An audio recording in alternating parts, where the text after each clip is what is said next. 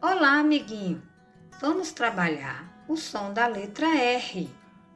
O R pode fazer dois sons, forte e fraco. R de arara. No início das palavras, o R tem som forte. R de rato. No início das palavras, o R tem som forte. Raposa. No início das palavras, o R tem som forte. Rosa. No meio das palavras, o R tem um som fraco. Aranha. No meio da palavra, o R tem som fraco. Arara.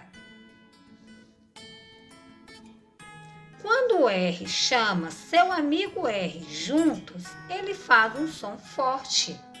Carro.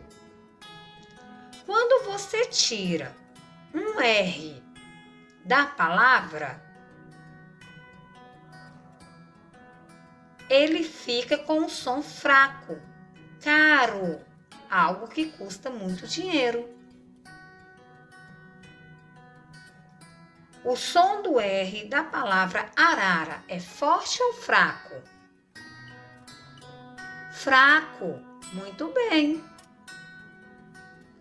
O som do R da palavra carro é forte ou fraco? Forte, parabéns! O som do R da palavra rato é forte ou fraco? Forte! Isso aí, amiguinhos! Até mais!